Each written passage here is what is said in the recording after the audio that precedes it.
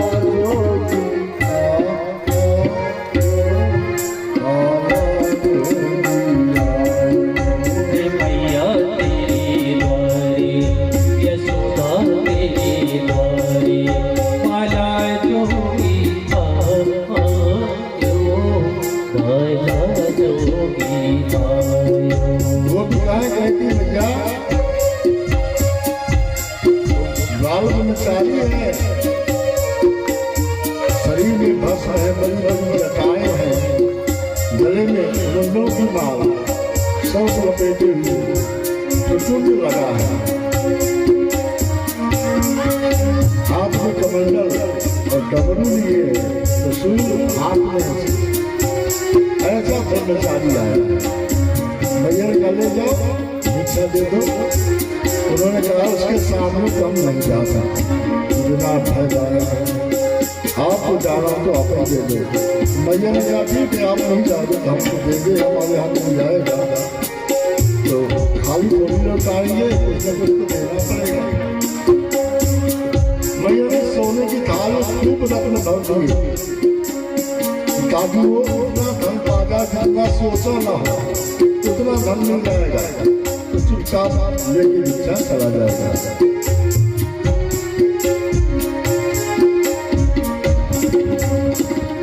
लेके भिक्षा चली नंदरानी, लेके भिक्षा चली नंदरानी, पंचन थार भरायो, पंचन थार भरायो, लो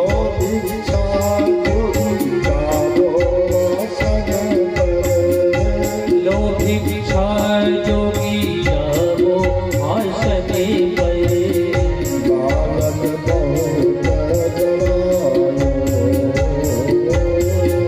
बालक बहुत जवानो, रे भैया ये सदा तेरा बाला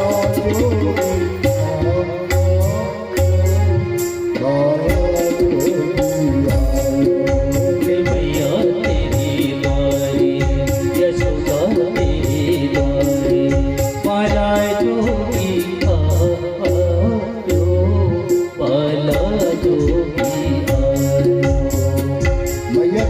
बाबा जी वो भिक्षा दे दो, अब चले जाओ। तुम्हारा रूप बड़ा भयानक है, सब डर रहे हैं और चाहिए तो ले लो, लेकिन बोलना नहीं, चुपचाप चले जाओ। भोलेनाथ ने मना कर दिया हमको ये सब नहीं चाहिए, क्या करेंगे, ये नाशवान पदार्थ नहीं चाहिए, हमें तो भिक्षा में तुम्हारे लाला का दर्शन करना है, बस यही भिक्षा करना है।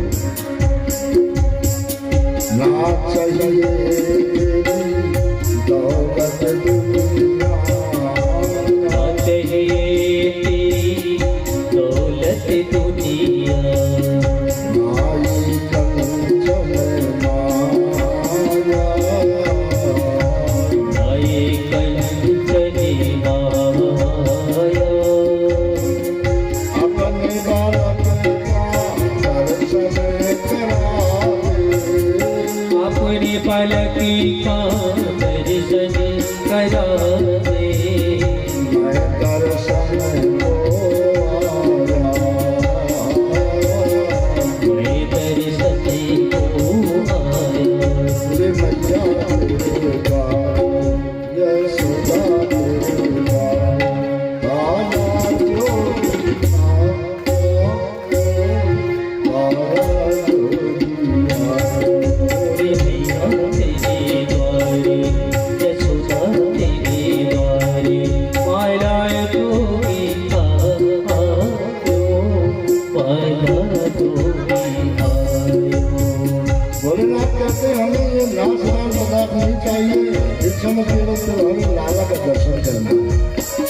यशोदा मैया ने मना कर दिया, अरे बाबा फिर तुम्हारी एक इच्छा कभी पूरी नहीं होगी, बैठे रहो, कभी अपने लाला को तुम्हारे सामने ले जाएंगे। भोलेनाथ ने कहा कभी ना कभी तो लाला का दर्शन होगा ही, हम दरवाजे में ही बैठे रहेंगे। मैया दरवाजा बंद कर दिया, लो बैठे रहो, अब ये दरवाजा खुलेगा ही नहीं, हम दूसरे तरफ से रास्ता बना लेंगे, लेकिन तुम्हारे सामने कभी लाला को ले जाएंगे। और माता के हक के सामने फिर भगवान को भी सोचना पड़ता है। वात्सल्य भाव की अधिकता में ऐश्वर्य के भाव गौण पड़ जाता है। माँ के मन में वात्सल्य भाव है, इसलिए भगवान के इतने चमत्कार हुए भी कभी भी भगवान का वो ऐश्वर्य भाव माँ को निभाया, उनको वात्सल्य ही अच्छा लगता। तो भगवान को भी सोचना पड़ा, मैया ने मना कर दिया, अब तो संभव नहीं। तो भोलेनाथ ने बाल कृष्ण का स्मरण किया, प्रभु आपने बुलाया था, आ गए, अब आप कुछ करो। हम मैया तो मना कर दिया, तो भगवान ने उपाय किया, रोने लगे, मैया दौड़ के गई, लाला को उठाया, लेकिन लाला का रोना नहीं बंद होता। कई प्रकार के उपाय किए, झाड़ा लगवाया, बहुत सारे उपाय किए, लेकिन लाला का रोना बंद नहीं होता। तब भोलेनाथ का मौका, उन्होंने कहा अरे मैया डरो नहीं, मेरे पास नहीं आओ, एक ही बार मंत्र पढ़ूंगा, इसका रोना बंद हो जाएगा, और इसके ऊपर जो संकट आते सारे संकट समाप्त हो जाएंगे। तो लाला के लिए मैया को सोचना बड़ा, तुरंत मैया लेके लाला को आई। तो भोलेनाथ के सामने आते ही लाला का रोना बंद हो गया। तो मैया को भरोसा हो गया, अरे बड़ा चमत्कारी है, इसने कुछ किया भी नहीं, केवल सामने लाया, रोना बंद हो गया। भोलेनाथ ने कहा एक बार मुझे गोद में दे दो, मंत्र कर देता हूँ, फिर ये आज के बाद न रोएगा और न किसी प्रकार से इसके ऊपर संकट आएगा, सबसे सुरक्षा हो जाएगी। तब मैया ने भोलेनाथ को गोद में लाया को दिया। भोलेनाथ ने गोद में देके भगवान को आज धन्य हो गए, खूब प्रणाम किया, ये धन्य प्रभु आपके बाल स्वरूप का आज दर्शन हुआ। प्रणाम करके मैया को गोद में दिया, लो मैया को ले लो, हम घूम करके परिक्रमा करके कवच कर देते हैं। भोलेनाथ ने मैया के गोद में लाला को दिया, मैया बैठ गई, और भोलेनाथ ने 5 बार परिक्रमा किया। परिक्रमा का एक नियम होता है, ये नियम के विपरीत था। नियम है परिक्रमा किसकी कितनी बार करनी चाहिए। भगवान शिव की आधी परिक्रमा होती है और देवी की एक परिक्रमा करना चाहिए। गणेश जी की 3 परिक्रमा, राम कृष्ण नारायण विष्णु शिव भगवान की 4 परिक्रमा, सूर्य भगवान की 7 परिक्रमा, और बरगद पीपल की जो परिक्रमा करते हैं तो 12 परिक्रमा। यह सारा आदि की बात अलग है, सामान्य रूप से 4 ही परिक्रमा एक साल की होती है, लेकिन हम लोग जब 108 करते हैं या जामन करते हैं, वो दूसरे भाव से कि एक माला तो हो जाए 108 कार्य की, नाम कीर्तन करते हुए यज्ञ भगवान की परिक्रमा करना वो अलग बात है। लेकिन भोलेनाथ ने 5 परिक्रमा किया, क्यों? इस समय भगवान 5 भौतिक शरीरधारियों पर कृपा करने के लिए अवतीर्ण हुए, और ये 5 भौतिक शरीर का ही धारण किया है। तो आज भगवान के दर्शन के लिए हम भी 5 तत्वों से मिलने वाले शरीर को लेके आए, इसलिए 5 तत्वों को, और भगवान में 5 अक्षर है, हाँ हुआ में आह ना, ये 5 अक्षर। मतलब क्या हुआ? हमारे भूमि धरती, गमाने जगह आकाश, हुआ माने बाज हवा, हुआ में आह हमारे अनिल आग, और ना का मतलब नीर जल। और हमारे आप सबके शरीर में यही तो 5 तत्व हैं, पृथ्वी, जल, अग्नि, वायु, आकाश। इन 5 तत्वों से जो मेरे शरीर है वो प्रकृति का शरीर है, और भगवान इस प्रकृति से परे है, भगवान है। इसलिए भोलेनाथ ने 5 तत्व बना दिया। 5 बावे परी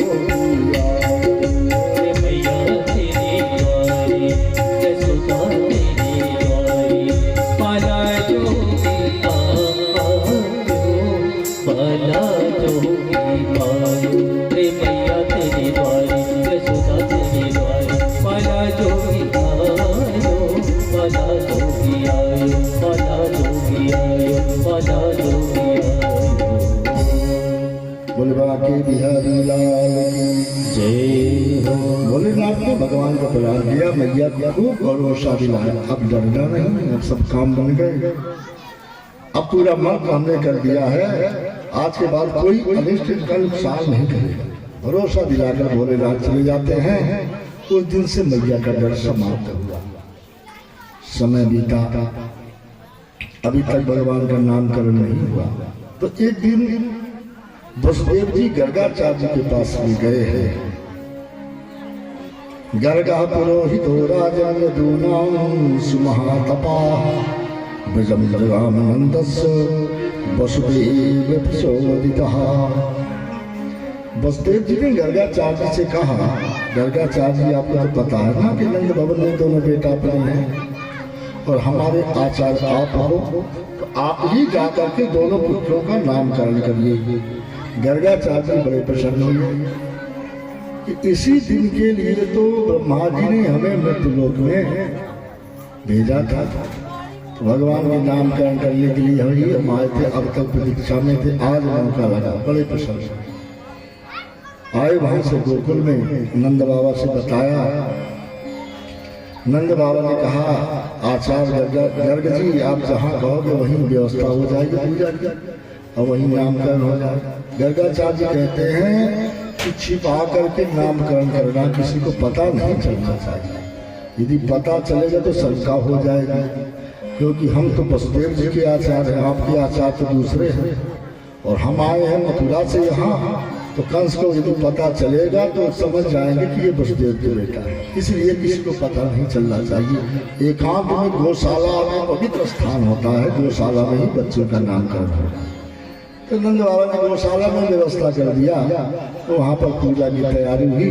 और इसके बाद में गर्गाचार्य कहते हैं नंद बाबा से, दोनों माता देवियों को बुलाइए, अपने अपने लालाओं को लेकर के आए, तब नामकरण हो। सूचना गई, यशोदा मैया तैयार हो गई, रोहिणी बहन भी तैयार हो गई।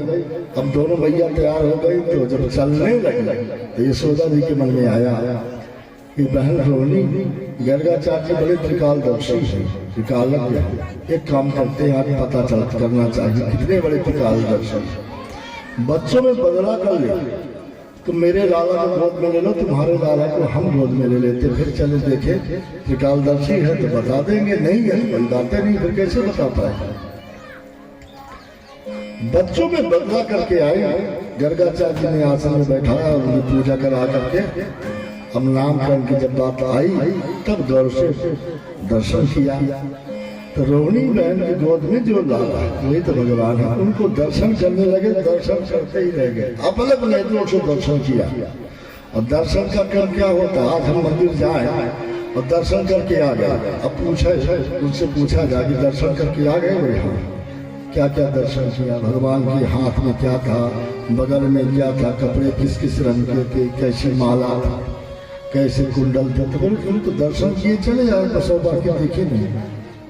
तो दर्शन करने का क्रम होता कि पहले जाए तो भगवान के चरण का दर्शन, क्रमशः चरणों से ऊपर ऊपर अंगों में जाते जाए, एक एक अंग का दर्शन, सब पूरे सर्वांग का दर्शन हो जाएगा। अस्त्र शस्त्रों के सहित तब भगवान के मुख का दर्शन। मुखागति में मुख का दर्शन कर ले, अंदर वो छवि दिखने लगे तो भगवान के नेत्र में अपने नेत्र को जोड़ना चाहिए और नेत्र से नेत्र जोड़ करके बस ऐसे तल्लीन हो जाएंगे भगवान के जो कृपा है, भगवान के नेत्रों के द्वारा मेरे नेत्र मार्ग से अंदर जा रहे हैं। ऐसी कृपा भगवान का एक एक अंग का दर्शन करना चाहिए। गर्गाचार्य ने ऐसे दर्शन किया, दर्शन करते करते समाधिस्थ। धन्य प्रभु सतयुग में आए, सतयुग बीता, त्रेता बीता, द्वापर, अब द्वापर के अंत में 125 वर्ष द्वापर के रह गए थे। 8,64,000 वर्ष का द्वापर है, जिसमें 125 वर्ष द्वापर बीतने के रह गए थे तो भगवान का अवतार हुआ। आज गर्गाचार्य धन्य समाधि भी हो गए, बोल नहीं पा रहे, हिल नहीं पा रहे। तो यशोदा जी ने धक्का दे के जगाया, अरे गर्गाचार्य जी आप तो ऐसे स्तब्ध रह गए, कुछ बोलते क्यों नहीं? मेरी गोद में मेरा बेटा है, वृद्धावस्था में मुझे बेटा मिला, अभी तक इसका नाम नहीं हुआ। और आप तो जानते हैं कि माता के मन में बच्चे के प्रति में कितना भाव होता है, क्या नाम होगा, कैसा नाम होगा। तो आप बताओ, तब गर्गाचार्य जी की समाधि खुली और फिर वो देखे यशोदा मैया को, और यशोदा मैया की गोद में जो लाला था पहचान लिया। गर्गाचार्य कहते हैं अयम ही रोहिणी पुत्रो रमयन् सुहृदो गुणैः आख्यासते राम इति बलाधिक्यात् बलं विदुः। अरे यशोदा जी, अयम ही रोहिणी पुत्रो, ये तुम्हारा बेटा नहीं है, ये तो रोहिणी का बेटा है। ये रमयन सब जगह रमने वाला है, रमन्ते इति रामः, सुहृदो गुणैः सुंदर गुण वाला है, इसलिए आख्यासते राम इति, इसलिए इसका नाम है राम। बलाधिक्यात् बलम विदुः, बल की अधिकता होगी इसलिए बल के सहित नाम लेंगे तो बलराम। लेकिन इसका बल कल्याणकारी है, मंगलकारी है, अनिष्टकारी नहीं है। तो कल्याण को कहते हैं भद्र, भद्र माने कल्याण, तो नाम हो जाएगा बलभद्र। तब यशोदा मैया एकदम द्रवित हो गए। अरे गर्गाचार्य हम तो हंस रहे थे, आपसे मजाक कर रहे थे, अब आप तो त्रिकालदर्शी में सब पता ही है। अब कृपा करके जो रोहिणी बहन की गोद में है इस बेटे का नाम बताइए। तो गर्गाचार्य सतयुग से नाम बताना शुरू किए थे। आसन बलनास्त्रयो यस्य ग्रहणतो निगम तनु शुक्लो रक्तस्तथापीतो इदानीं कृष्णतां गतः। अरे मैया, ये तो हर युग में पैदा होता है। जब ये सतयुग में पैदा हुआ तो शुक्ल वर्ण का था, शुक्ल माने गौरांग वर्ण का, और त्रेता युग में रक्तस्थ था पीत, रक्त वर्ण और पीत वर्ण से मिला हुआ रंग था। और इदानी इस समय जो पैदा हुआ अर्थात द्वापर युग में जब पैदा हुआ तो कृष्ण काम का था, कृष्ण वर्ण का है, इसलिए इसका नाम होगा कृष्ण। और कृष्ण को श्याम नाम भी कहते, इसलिए श्याम नाम से जाने जाएंगे। तो बोले कृष्ण का नाम, कृष्ण का अर्थ क्या होता? बोले कर्षयति इति कृष्ण, आकृष्टयति इति कृष्ण, जो अपने तरफ कर्षण करे, आकृष्ट करे, खींचे, अपना बना ले, उसी कृष्ण कहते हैं। प्रागेयं वसुदेवस्य क्वचिज्जातस्तवात्मजः वासुदेव इति श्रीमान् विद्यासं प्रजक्षते। पहले ये वसुदेव का बेटा भी हो चुका है, इसलिए वसुदेवस्यापत्यम वासुदेवम, वसुदेव का बेटा है इसलिए वासुदेव। जिसे राम जी को दशरथस्यापत्यम दासरथी, इसलिए दासरथी राम कहलाते हैं, दासरथी नाम है। तो बोले वासुदेव जी का नाम है, वसुदेव के बेटा है। और मैया इनके नाम कितने बताए, बहुनि संति नामानि रूपाणि च सुतस्ते गुण कर्माणि रूपाणि तानि हम वेदनो जना। इनके जैसे जैसे कर्म होंगे उसी प्रकार से इनके नाम बढ़ते जाएंगे। बहुत सारे नाम, हजारों की संख्या में नाम हो जाएंगे। इनके नाम अनेक अनुपा, इनके नाम अनेक अनुपा,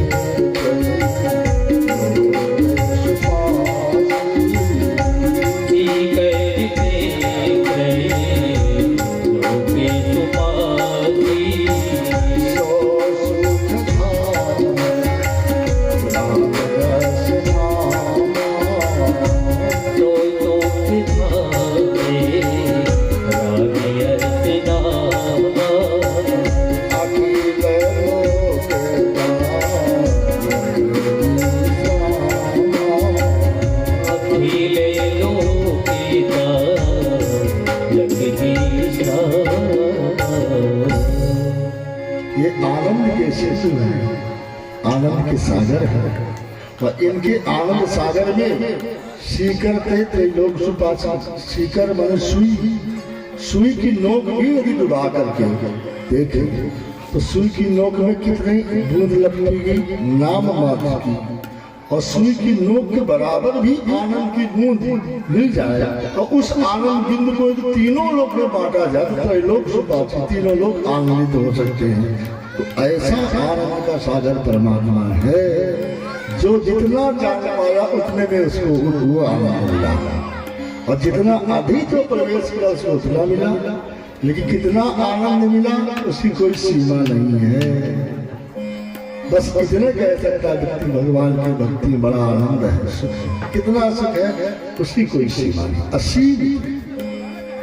मैया ने कहा गर्गाचार्य जी आपने नाम तो रखा लेकिन बड़े टेढ़े मेढ़े अटपटे नाम रखे, सरल नाम रखे। गर्गाचार्य जी कहते जो मेरे समझ में आया तो मैंने नाम रख दिया। अरे मैया आपके समझ में जो आए आप भी नाम रख लो। तो मैया ने अपने तरफ से नाम रख दिया, कृष्ण का नाम कलुआ और बलराम का नाम बलुआ। तो मैया कहती हम तो कलुआ बलुआ कह करके पुकारेंगे। छोटा सा सरल सा ये माताओं का भाव होता है। यही आया था त्रेता युग में, यही प्रसंग आया कि माता कौशल्या ने भी अलग से नाम रखा था। राशि के अनुसार पुनर्वसु नक्षत्र में राम जी का अवतार हुआ था। ही से नाम था, हिरण्यगर्भ नाम रखा था राशि का। राम जी का नाम राशि का था हिरण्यगर्भ, और उनके गुण के अनुसार राम नाम था।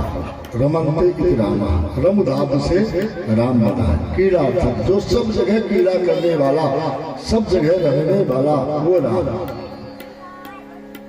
लेकिन माता कौशल्या ने अपने तरफ से नाम क्या रखा? माता कौशल्या कहती है कि मेरा राघव, राघव नाम रखती है। तो माता जी हमेशा राघव कह करके पुकारती हैं। वही संकीर्तन में पहला शब्द राघव से शुरू होता है।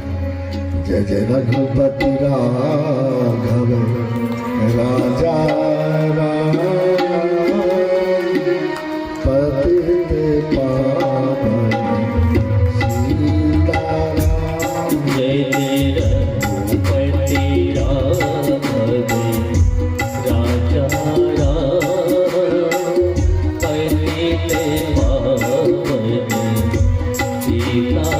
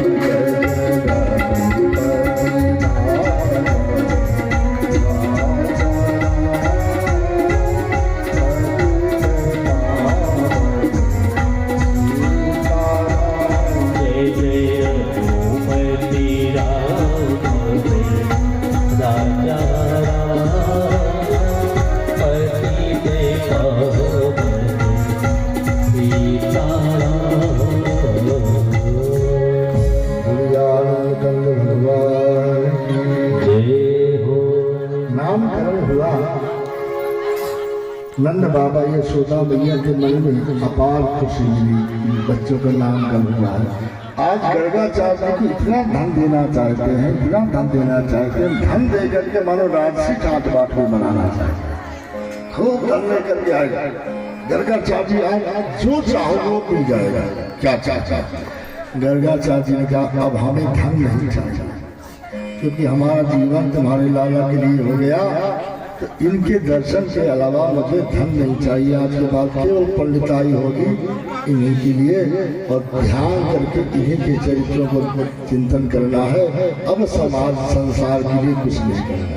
प्रणाम किया भगवान को, दक्षिणा नहीं लिए और चले गए मथुरा के किनारे बैठ करके केवल भगवान के चरित्रों को देखते रहे। जो भगवान ने लीला की, जो जो काम हुए, उन सबको गर्गाचार्य एकांत में बैठ के देखते रहे और सारी लीलाओं को लिखते रहे। समय बीता, समय बीतने के साथ काले ने गोकुले राम देश जानुभ्याम सह पाणिभ्याम समय बीतने के साथ भगवान भी कुशल बड़े हुए, अब घुटनों के बल चलने लगे।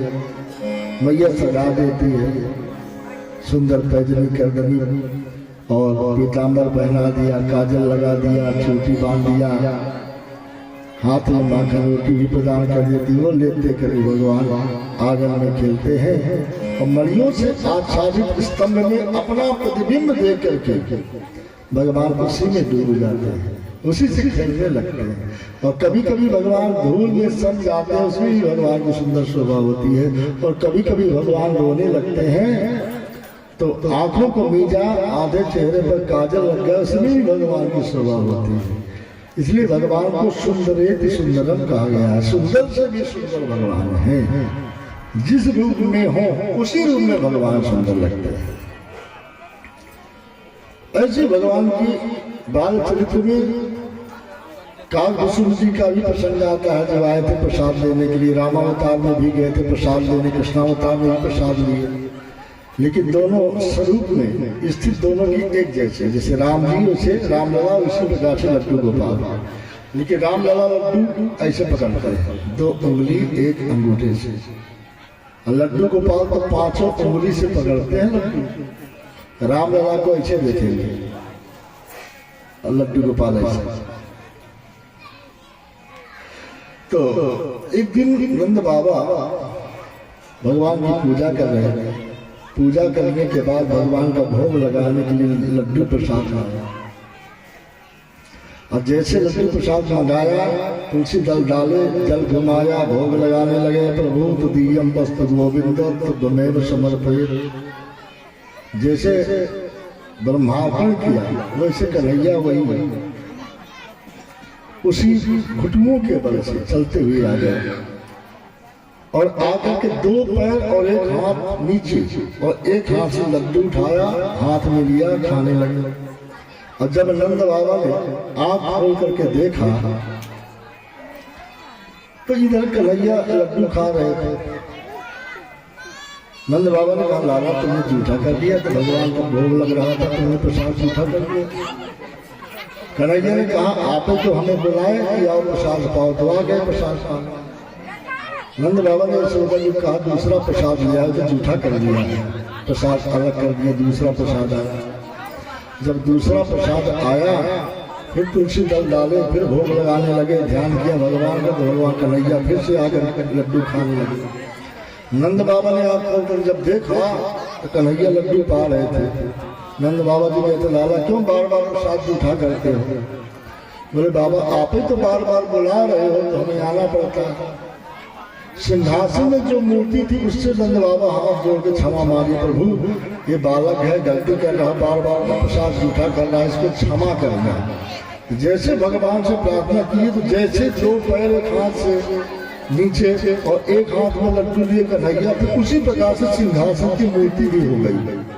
तो नंद बाबा को बड़ा आश्चर्य लगा कि जो छवि यहाँ कन्हैया की है वही छवि सिंहासन की मूर्ति की है। बड़ा आश्चर्य लगा, लाला ये क्या है?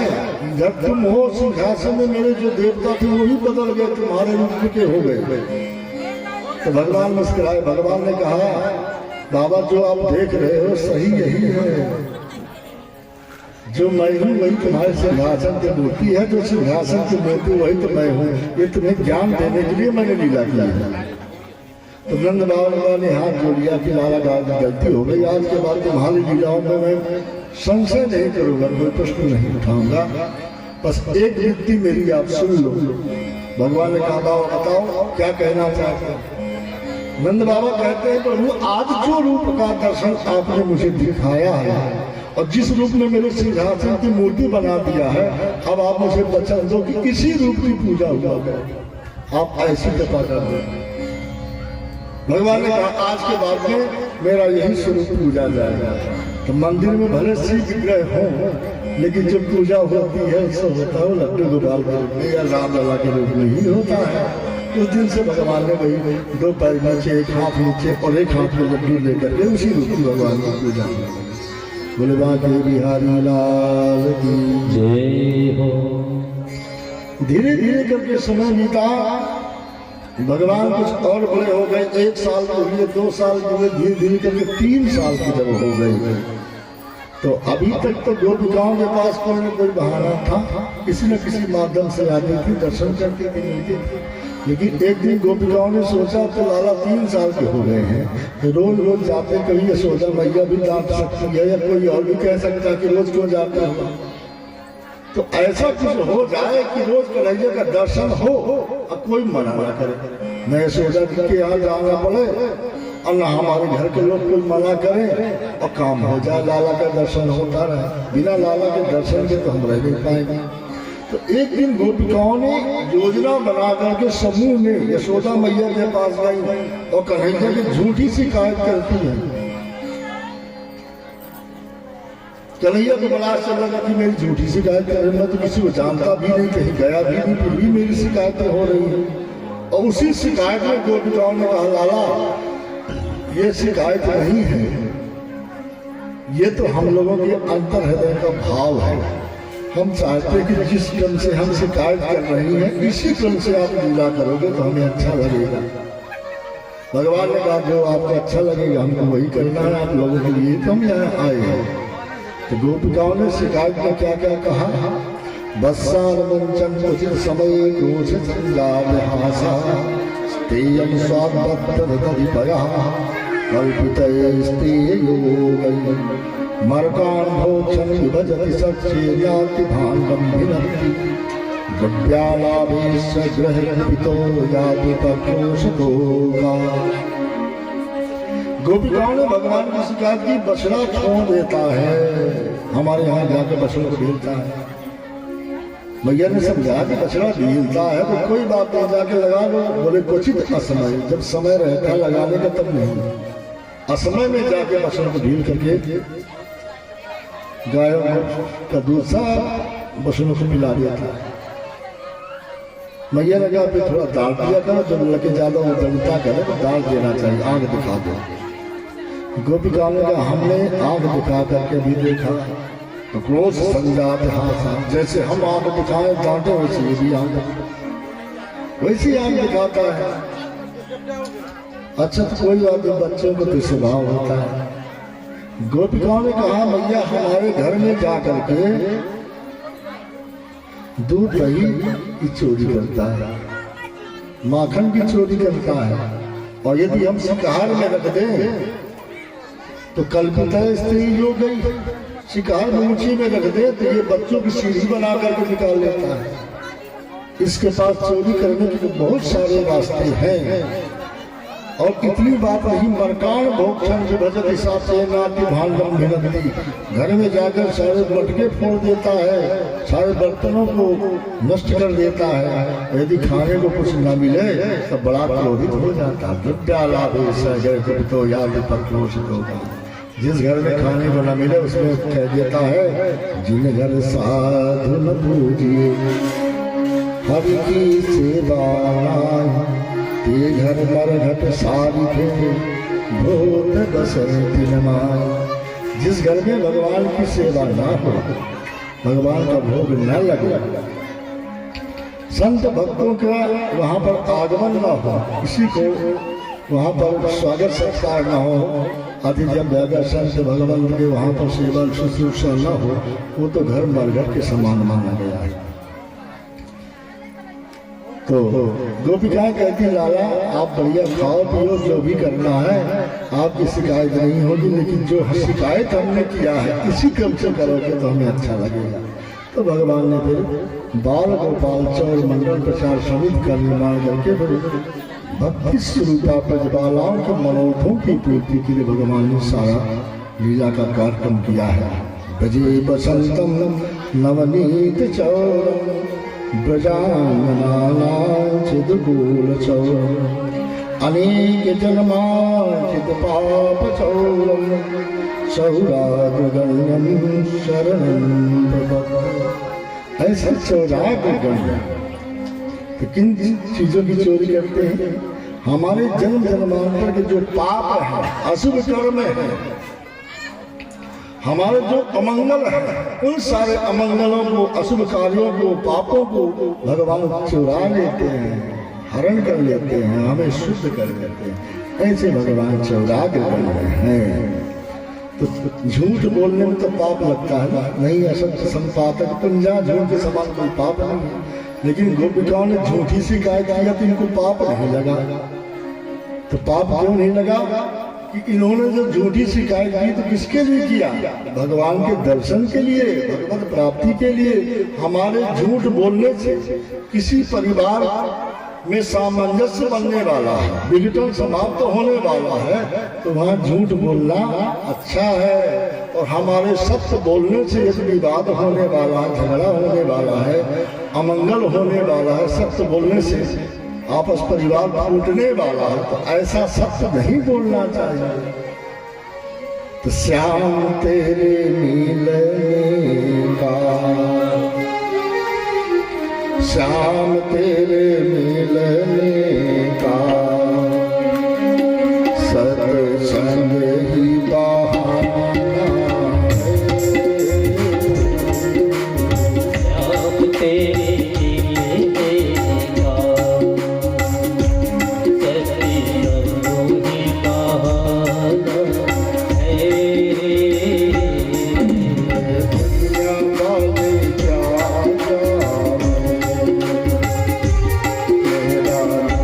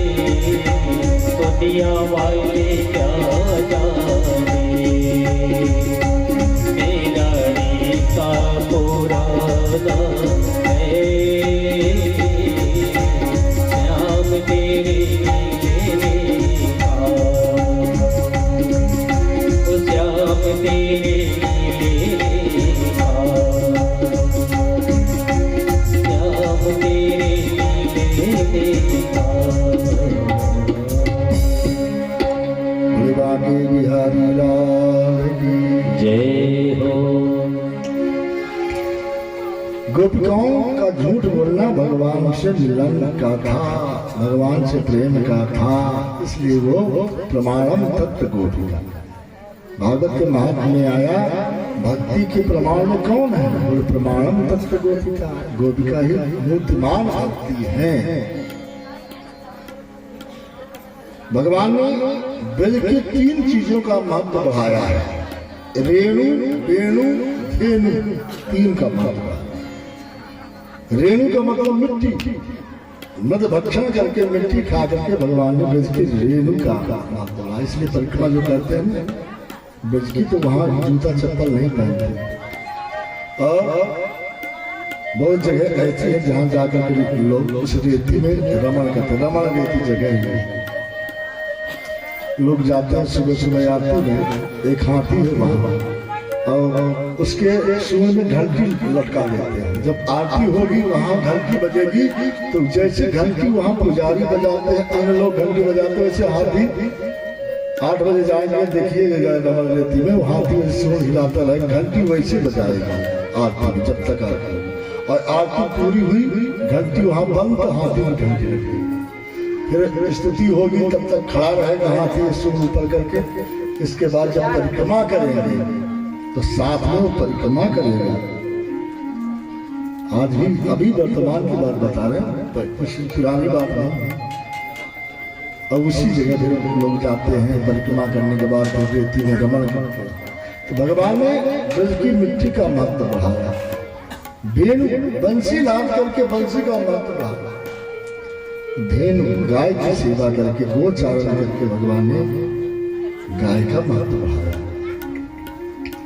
तो एकदा कीर्तमानास्ते रामाद्या गोपतारका कृष्णो बदम भक्षितवान् इति मात्रेण वेदयन्। एक दिन भगवान बलराम आदि के साथ में खेल रहे थे, खेलते खेलते भगवान ने लीला किया, एक मिट्टी का ढेला उठाया, मुख में डाल दिया। बलराम ने कहा कितने गंदे हो, मिट्टी खाते हो। और भगवान ने मिट्टी क्यों खाई? मिट्टी का महत्व बढ़ाया है, लेकिन भगवान ने एक परंपरा चला दिया, छोटे बच्चे हों चाहे मनुष्य के हों चाहे पशु पक्षी के, जब खाना शुरू करते उनकी इच्छा होती तो सबसे पहले मिट्टी खाते। बच्चे छोटे कुछ मिल गया पकड़ के मुख में डालने लगते, समझ जाती माँ की इसको खाना है, उसको भोजन कराना है। अरे छोटे छोटे बछड़े जो देखेंगे दीवार चाटेंगे, मिट्टी कुछ खाने लगे तो समझ गए उसके सामने कुछ भूसी वगैरह रखना चाहिए और इसको खाने की इच्छा हो जाएगी। तो बलराम आदि जो सखा थे सबने कहा कितने गंदे हो तो मिट्टी खाते, चलो तुम्हारी शिकायत कर देंगे मैया से। आए यशोदा मैया से शिकायत कर दिया, ये गंदा है, मिट्टी खाता है। मैया ने खूब डांटा, कसमान मद मदान तापन भगवान भक्षितवान रहा। अरे श्रीमान कहो कैसे तुम मिट्टी खा रहे हो? भगवान ने झूठ बोल दिया, ना हम भक्षितवान सर्वे मिथ्या विसंसिता, हमने मिट्टी नहीं खाई, सब झूठ बोल रहे हैं। मैया कहती बदन किताब का थी, ये सब तुम्हारे ही तो सखा है, यही तो बोल रहे हैं। कुमारास्ते ग्रजोपयम, तुम्हारा अग्रज कुमार है बलराम, ये भी तो बता रहा है। तो बाल सखाओं की जहाँ बात थी तो वहां पर भगवान ने कह दिया ना हम भक्षितवान सर्वे मिथ्या विसंसिता, सब झूठ बोल रहे हैं। लेकिन जब बलराम की बात आ गई तो बलराम जी बड़े भाई हैं, उनको कैसे कहते कि ये भी झूठ बोलते। तो भगवान ने कह दिया यदि सत्य गिरर तरही समक्षम पश्चिमे मुखम। अरे मैया यदि दाऊ भैया की बात सत्य लगती है तो मेरे सामने आओ, मुख खुलवाओ, मिट्टी खाया होगा तो मुख में मिट्टी होगी। मैया सामने गई, मुख खुलवाया तो मुख के अंदर मिट्टी नहीं थी, सारे ब्रह्मांड का दर्शन भगवान ने करा दिया। तो मैया यशोदा को भगवान ने 2 बार ब्रह्मांड का दर्शन कराया, एक बार गोद में दूध पीते हुए जमुहाई लेकर, अब दोबारा मिट्टी खा करके ब्रह्मांड का दर्शन कराया। मैया बड़े आश्चर्य में हो गई, देखिए उसके मुख में मिट्टी तो नहीं है लेकिन ये इसके मुख में तो पूरा संसार समाया हुआ। लाला ये क्या है तुम्हारे मुख में? कन्हैया कहते मैया तुम्हारे आंखों का दोष है जो सही नहीं देख पा रहे हो, मेरे मुख में कुछ नहीं है, अब जो है वो सब सही है, अब आप देखो क्या है मेरे मुख। मैया बड़े आश्चर्य में हो जाती, समझ नहीं पाती कन्हैया कहना क्या चाहते हैं। लेकिन मैया बादशाह में इतनी हो गई, लाला के प्रति इतना स्नेह हो गया कि लाला की जो शिकायतें थी सब भूल गई। अब भूल करके लाला के हृदय से लगा लिया, चाहे जैसा भी कोई कुछ कहे लेकिन मेरे लिए कन्हैया सब कुछ है। और इतिहास में ऐसे 3 भक्त हुए हैं, भक्त तो बहुत सारे अनंत भक्तों की गिनती नहीं बताई जा सकती, ये सीमा में नहीं बांधा जा सकता कितने भक्त, लेकिन 3 भक्त ऐसे हैं जिन्होंने भगवान के लिए कोई सेवक नहीं रखा। माता कौशल्या सबके लिए सेवक है, राजरानी है, लेकिन राघव के लिए कोई सेवक नहीं। अपने यहाँ से उनको नहलाना, तैयार करना, श्रृंगार करना, भोजन बनाना, अपने हाथ से भोजन कराना, अपने हाथ से लाला के लिए, बेटा के लिए, राघव के लिए आसन लगाना, स्वतः लोरी गाना, थपकी लगाना, लाला को सुनाना। इसी वजह से माता यशोदा उसने भी लाला के लिए कोई सेवक नहीं लगाया। मैया यशोदा तो यहाँ तक सेवा करती है कि जिस गाय का दूध लाला को चाहिए उस गाय को अलग रखती है, ये अन्य गाय में मिल जाए अलग रहे, उस गाय की सेवा अपने हाथ से करती, लगाती भी अपने हाथ से, दूध जमाना, पकाना अपने हाथ से, दही बंधन अपने हाथ से। तो ऐसे अम्बरीश राजा है लेकिन भगवान के लिए सेवक नहीं, सब काम के लिए सेवक काम करेंगे लेकिन भगवान की सेवा अपने हाथ से। और कैसी सेवा करते हैं? मंदिर में झाड़ू बहारू करना, सफाई करना अपने हाथ से, फूल तुलसी लाना अपने हाथ से। और कौन सा तुलसी फूल? ऐसा नहीं कि किसी के घर में जाकर के तोड़ के ले आए कहीं से उठा, ऐसा नहीं। वो पुष्प का पौधा रोपित करते हैं, तुलसी का पौधा रोपित करते हैं, अपने हाथ से सेवा करते हैं, तैयार हो जाता है, फूल खिलता, वो फूल भगवान को चाहिए, वो तुलसी बन चाहिए। ठाकुर जी का भोग लगाना है तो प्रसाद अपने हाथ से तैयार करते हैं, तो पूरा समय उनका लग जाता है। पूजा के समय के बाद खाली हुई तो फूल तुलसी की सेवा करना, भगवान के ठाकुर जी की व्यवस्था, प्रसाद बना है, प्रसाद को भोग लगा, फिर प्रसाद पाए तो बर्तन भी कौन धोएगा? कोई धोएंगे, उसमें सेवक से नहीं, क्योंकि ठाकुर जी वाले बर्तन है ना, कौन दूसरे से सेवा करा? अपने हाथ से पूरा दिन लग जाता है। भगवान को बड़ी दया लगी, ये तो पूरा समय मेरे लिए लगा दिया, इसकी रात की व्यवस्था कौन संभालेगा? तो भगवान ने अपना सुदर्शन चक्र वियुक्त कर दिया है। लोक वेद विदित इतिहासा, यह महिमा जाने दुर्वासा, जो अपराध भगत कर करई राम रोष पावक सोच। सुखदेव जी मैया के यशोदा के उसी भाव को वर्णन करते हैं।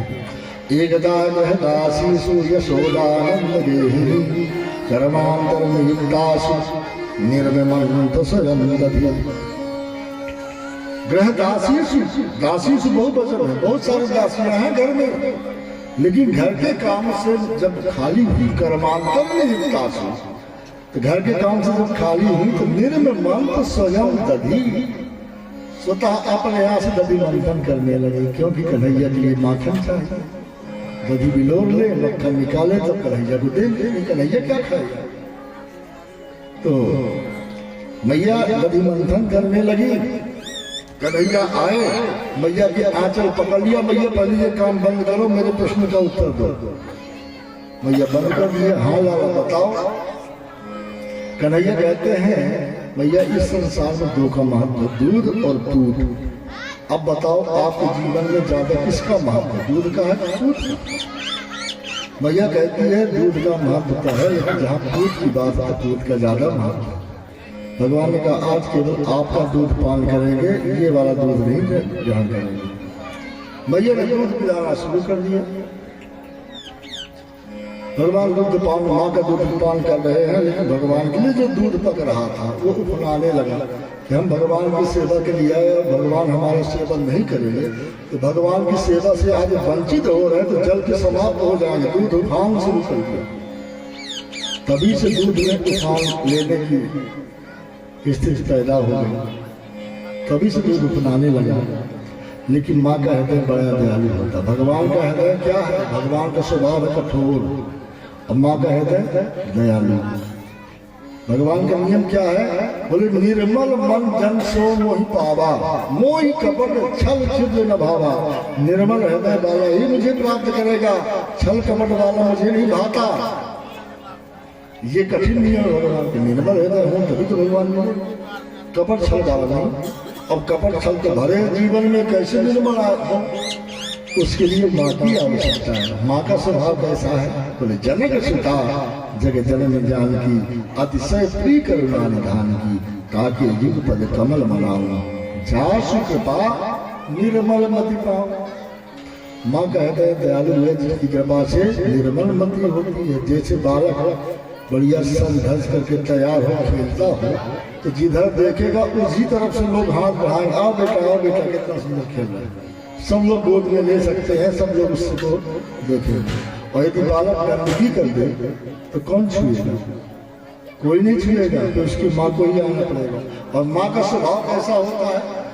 भले कितना श्रृंगार हुआ हो, बढ़िया सर से तैयार हुई हो, बच्चे की बात आई, वो उसको ध्यान नहीं दे जाता कि इतने महंगे श्रृंगार है, इतना हम सजे हैं, इतने महंगे कपड़े हैं। नहीं, तुरंत बालक को लग जाएगी, उसके साफ करेगी, फिर बढ़िया शुद्ध साफ सुथरे कपड़े पहना के सजा करके दे देगी। फिर किसी को गोद में देगी, वो ले लेगा। यदि गंदगी लगी है तो कोई गोद में नहीं लेगा।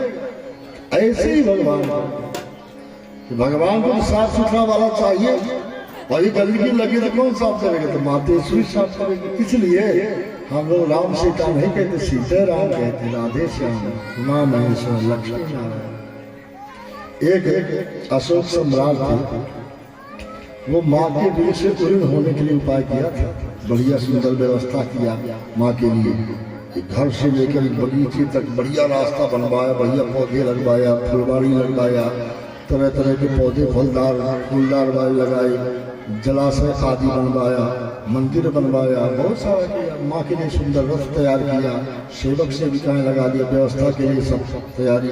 और आकर के माँ से कहता, माँ ये रथ जो है इसमें बैठ के आप जाना, बढ़िया घूमने के लिए बगीचे में घूमना, और ये सब जो भी है ये सब आपके लिए मैंने किया है। आज तक कोई माँ के ऋण से उऋण नहीं होता, मुझे माँ के ऋण से उऋण होना है, इसलिए मैंने ये सब दिया है तुम्हारे लिए।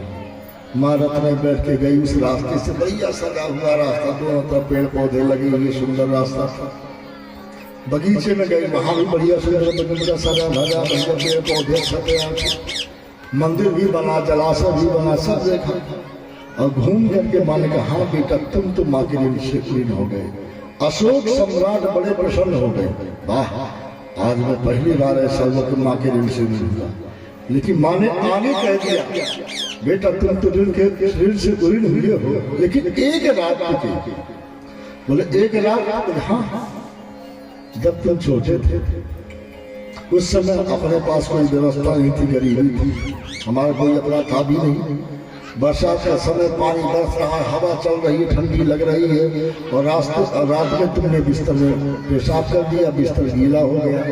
अब इतने कपड़े भी नहीं कि दूसरे कपड़े वहां पर बदले जाए, तो तुमको ठंडी से बचाना था। तुम इधर गीला था, उधर हम लेट गए, सूखे तरफ तुमको लेटा करके ठंडी से बचा दिया। रात भर ठंडी से कांपते रहे, नींद नहीं आई, लेकिन तुमको ठंडी से बचाए, तुमको नुकसान ना होने पाए। उस रात में जो कष्ट हुआ उस ऋण से तुम ऋण हुए हो, अभी तो बहुत बकाया है।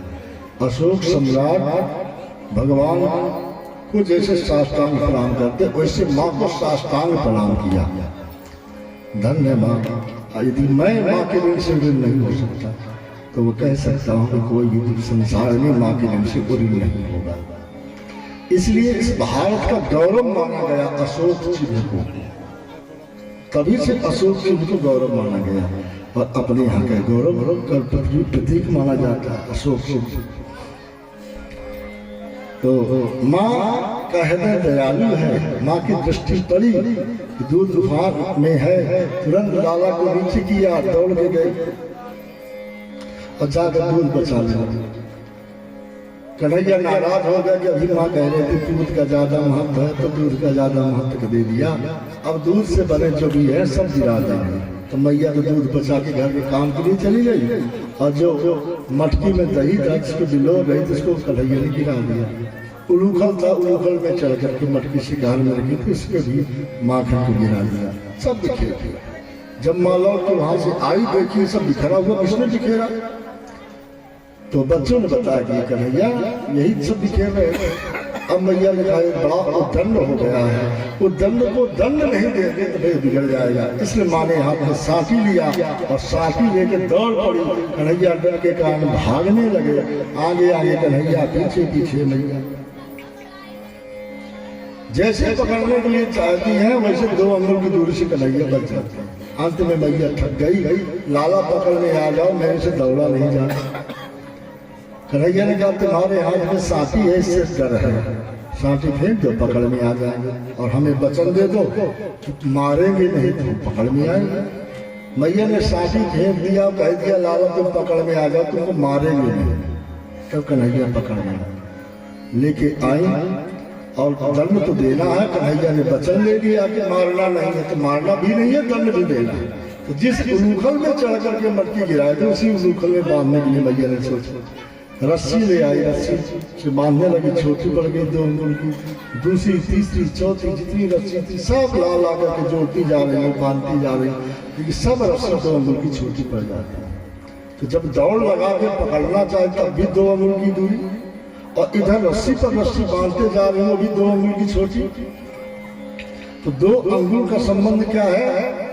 यशोदा है जीव, और कन्हैया तो परमात्मा है। जीव परमात्मा को प्राप्त करने के लिए दौड़ लगाता है, साथी हाथ में लेकर। साथी क्या है? हमारे जन्म जन्मांतरों के सुकृत कर्मों की साथी को, अपने शुभ कर्मों के प्रभाव से परमात्मा को पकड़ना चाहता है। लेकिन मैं अब मोल तोल तय माया, जय बस इन्हें जीव निकाला। मैं हूँ और मेरा तू हो तेरा, ये जो 2 अंगुल की दूरी है, इसलिए परमात्मा पकड़ में नहीं आता। अभिमान होता है, लेकिन जीव जब अपने कर्म को सब कुछ भूल जाए, मैं नहीं, मेरा नहीं है, धन किसी का है दिया, जो भी अपने पास है धन किसी का है दिया, समर्पण भाव हो जाए, मैं पर समाप्त हो जाए, तो भगवान तो पकड़ में आ जाएंगे।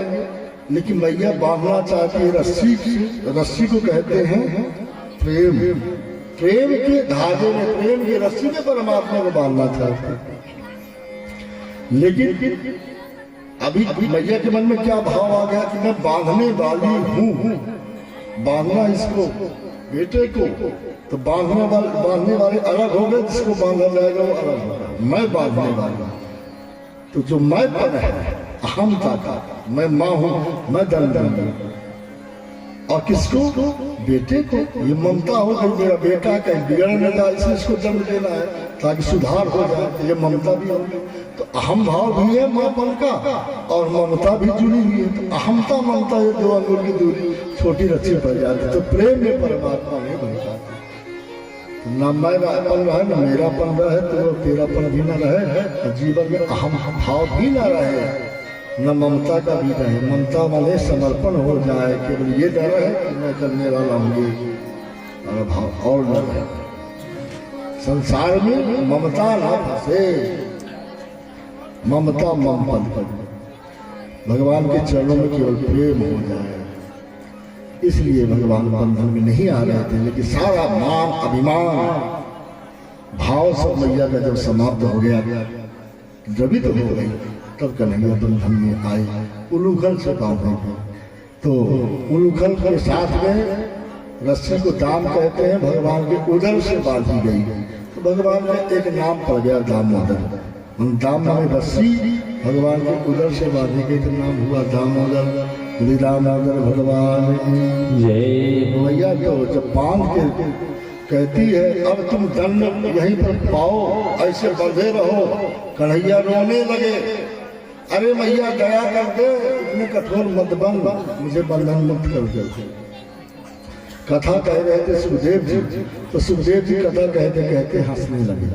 परीक्षित ने पूछा भगवान आप हंस रहे हैं, क्या बात है? सुखदेव जी कहते हैं आज मुझे संसार में यशोदा के समान दूसरा कोई देवता नहीं दिखता। सबसे बड़ा देवता है तो यशोदा। यशोदाया परम नास्ति देवता चेति में मति, यस्या उलूखले बद्धौ मुक्ति दो मुक्ति मुच्यति। आज संसार में सबसे बड़ा देवता यशोदा है, क्योंकि संसार को मुक्त करने वाला परमात्मा आज अपनी मुक्ति के लिए यशोदा मैया से निवेदन कर रहा है कि मुझे बंधन मुक्त कर दो। जो संसार के बंधन खोलने वाला है, संसार को मुक्त करने वाला, वो अपने मुक्ति के लिए मैया से निवेदन करता है। तो सबसे बड़ा देवता यशोदा है। इसलिए परीक्षित यही दृश्य तुम भी देखो। और परीक्षित कैसे सोता था कि किसी बात को तब तक पूछते थे जब तक पूरा दृश्य उनके अंतर हृदय में दिखाई नहीं देता था। जब वो दृश्य दिखाई देने लगे तब आगे का प्रश्न करते थे। और सुखदेव जी जो कथा कहते थे तो पढ़ करके याद करके कथा नहीं कहते थे। जो परीक्षित पूछे, जिस भाव से पूछे उस भाव में पहुंचकर वो दृश्य देख ले, इसके बाद में वो कथा प्रसंग को वो दृश्य देख करके बताता। ये कथा वक्ता और श्रोता की स्थिति थी।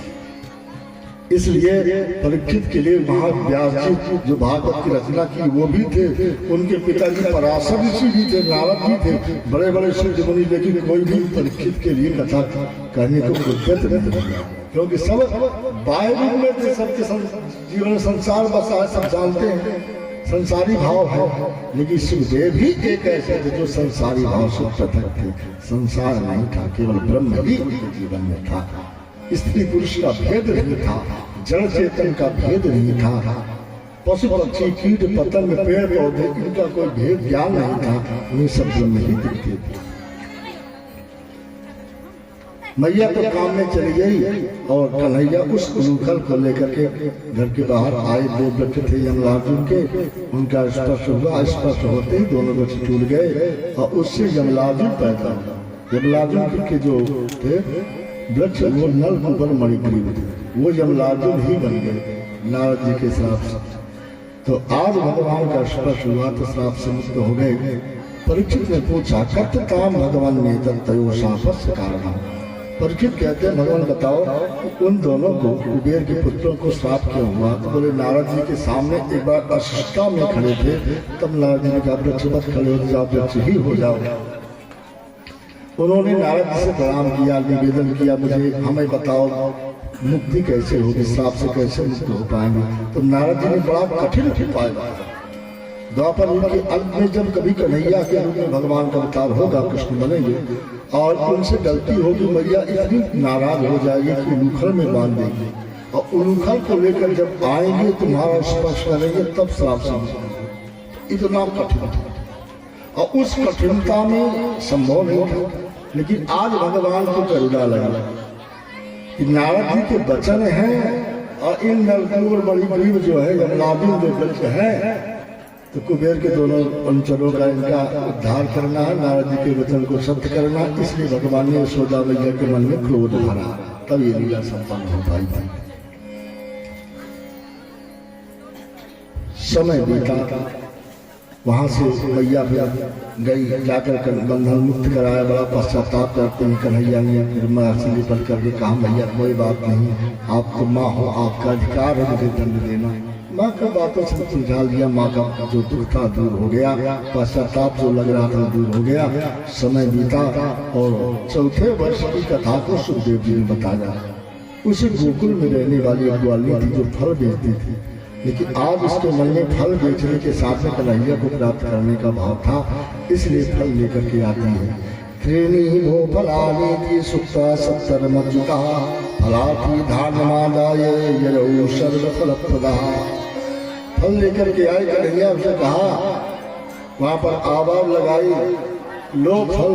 कन्हैया ने सुना तो कन्हैया से कहा, लाला तुम ही फल ले लो। कन्हैया ने कहा ले लेते हैं, लेकिन फल के बदले में कुछ देंगे। क्या दोगे आप? बोले धान के दाने देंगे। ठीक है लाला, तुम्हारे मन में जो भाव वही कर। छोटी छोटी अंजलि के बना करके उस फल को लेकर कन्हैया गए हैं और उसी अंजलि में धान, उसके बदले में धान लेकर के आता है।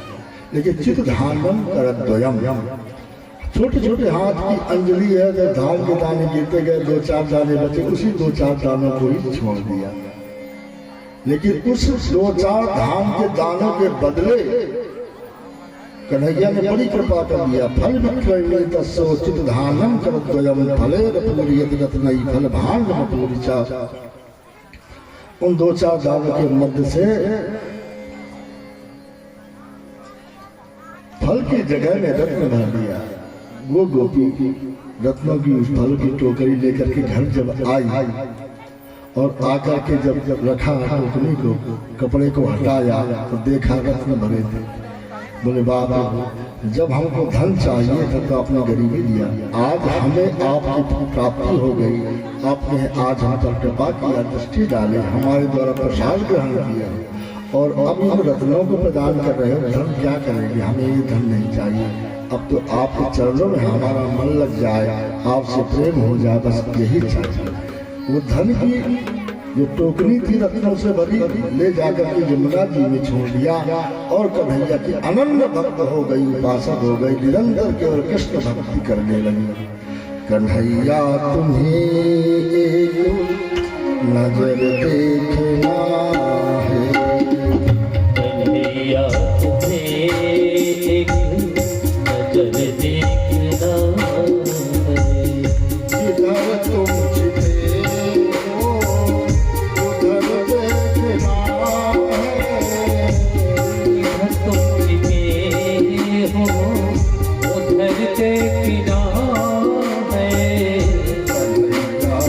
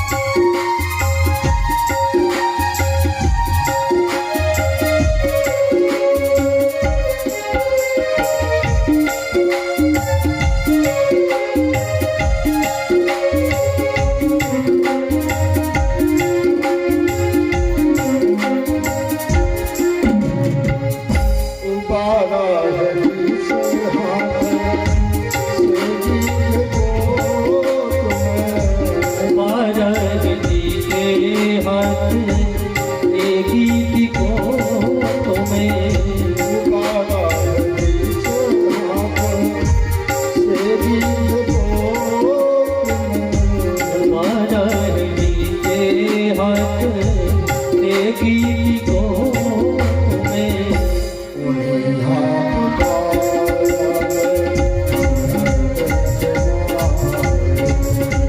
ये हाथ का उधर देखना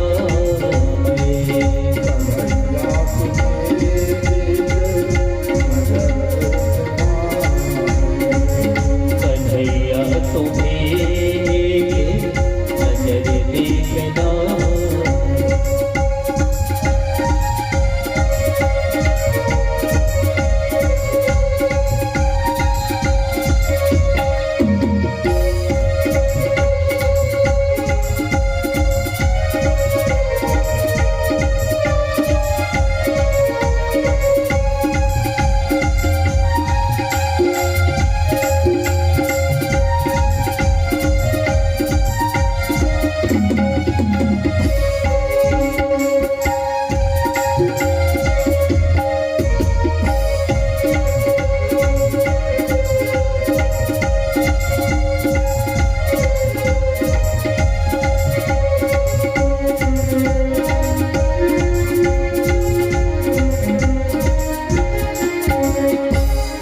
ये दूर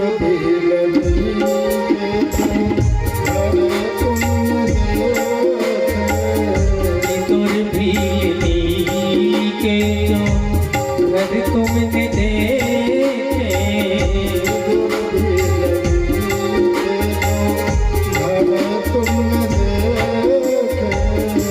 दूर भीली के जो घर तुमने देखे तो हमको तुम्हारा तो हमको तुम्हारा भी घर देखना है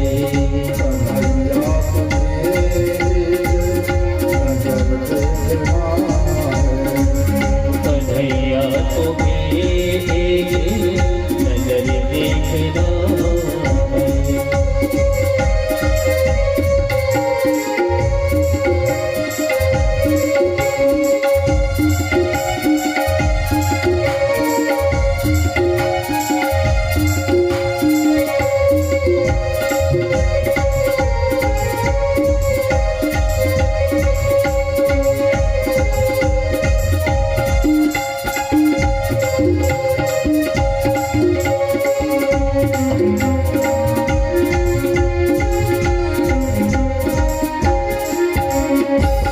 टपकते पकते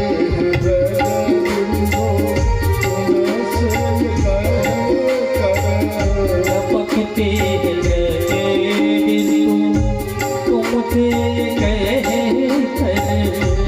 पकते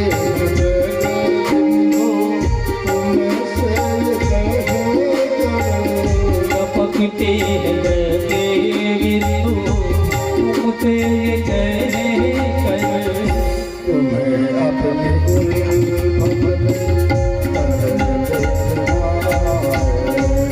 तुम्हें अपनी मुल्कत में घर देखना है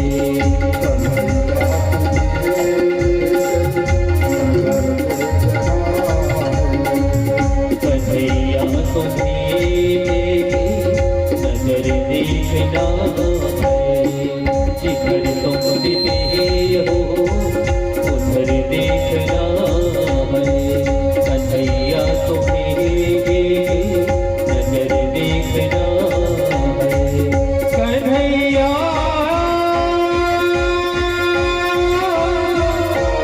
एक नजर देखना है दुर्गा की बिहारी लाल की जय हो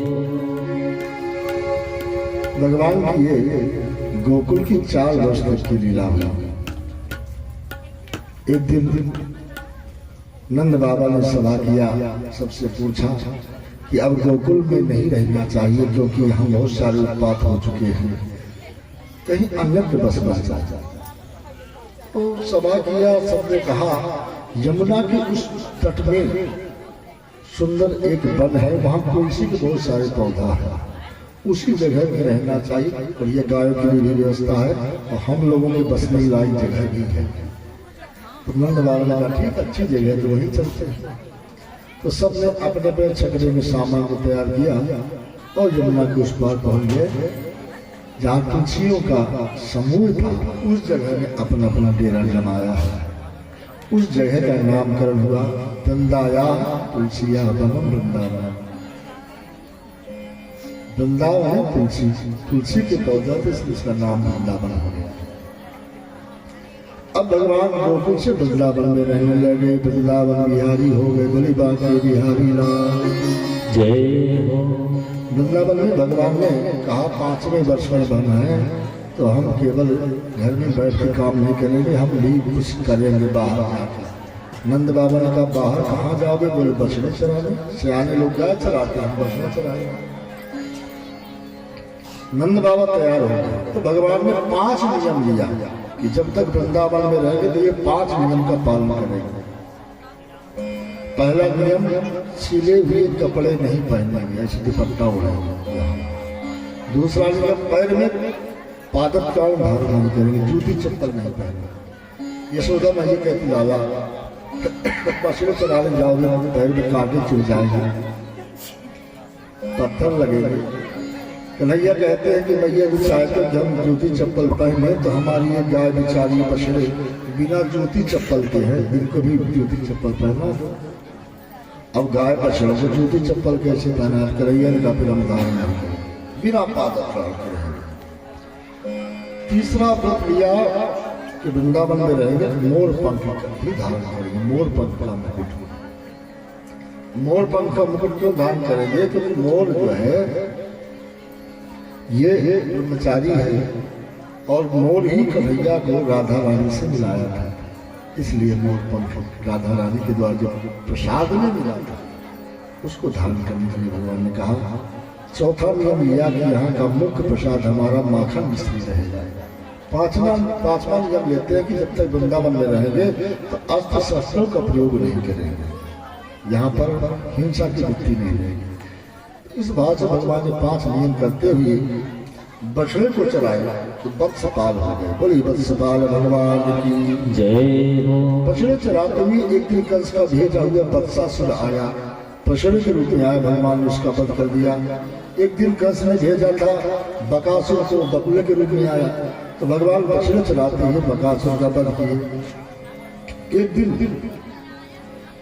कंस ने एक अन्य असुर को भेजा जो पाप का स्वरूप था, उसका नाम था अगासुर, अजगर के रूप में आया। भगवान ने उसका भी वध किया। जो लीला भगवान करते हैं, जिन जिन का वध करते हैं बाल सखाओं के साथ, और बाल सखाओं के साथ जो लीला खेल करे या किसी का वध करे, वो जब घर लौट के आते हैं तो सारी कथा घर में बताते हैं। तो एक दिन जितने सियाने थे सबने कहा कि लाला आप तो बच्चों को ही आनंद सुख देते, हम सियाने हो गए तो हमको दूर रखते हैं। बोले क्यों? बोले इसलिए कि सियाने हैं तो गाय लेकर दूर जंगल जाते हैं, पशुओं के साथ आप गोचारण यहाँ पर रहते हैं। जो लीला होती है तो बच्चों के सामने होती है, हम तो वंचित रह जाते हैं। तो अब हमें भी बालक बना दो, हम भी बच्चा बनने वाले हैं, सियाने नहीं बनना चाहते। बोले सियाने तो हो गए हो, सियाने रहोगे?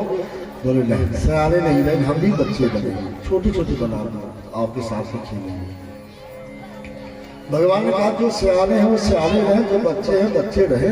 अब आप इच्छा है चलो एक नियम और बना लेते हैं, आप घर से गाय लेके चलो, हम बछड़ा लेके चले और वन में जाएंगे, सब साथ में मिल जाए तो गाय बछड़ी भी साथ में रहेंगे, हम लोग भी सब साथ में रहेंगे। ग्वाल वालों ने कहा लाला अब गाय और बछड़े साथ में रहेंगे तो बछड़े जाके गाय का दूध पी लेंगे तो घर में तो कुछ दूध मिलेगा नहीं, ये कैसे हो पाएगा? भगवान ने कहा इसके लिए एक उपाय है हमारे पास, बंसी बजाना शुरू करते हैं और बंसी बजा देंगे तो घर से जब निकलेंगे तो गाय अपने बछड़े को नहीं पहचानेंगे और बछड़ा अपनी माँ गाय को नहीं पहचानेंगे, और घर में जब लौट के आएंगे शाम को तो फिर बंसी बजा देंगे तो फिर पहचान शुरू हो जाएगी। बोले अच्छा, बहुत अच्छा है। तब कन्हैया ने फिर बंसी को स्वीकार किया। बंसी कौन बना? भगवान भोलेनाथ। भोलेनाथ बंसी का रूप धारण किए और उनको सारी शर्तें बता दी गई कि बंसी के रूप में रहोगे तो हम केवल फूंक मारेंगे, लेकिन मन में जो जो बातें रहेंगी वो सब से निकलना चाहिए। और जहाँ जहाँ पहुँचाना, जिसको जिसको सुनाना है, उसके कान तक आवाज जाए। भोलेनाथ ने सेवा स्वीकार किया, तो बंसी के माध्यम से भगवान ने गोचारण किया। और उस क्रम से गोचारण करते करते भगवान जब थक जाते हैं तो किसी पेड़ के नीचे बैठते हैं, कलेवा करते हैं, फिर सुस्ताने के लिए, आराम करने के लिए पेड़ से टिक जाते हैं, आँख बंद करके सैर करने लगते हैं, थोड़ा विश्राम मिल जाए दोपहर। तो गायों को बड़ी दया लगती है।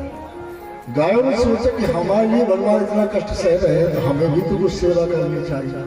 तो गाय क्या सेवा करें?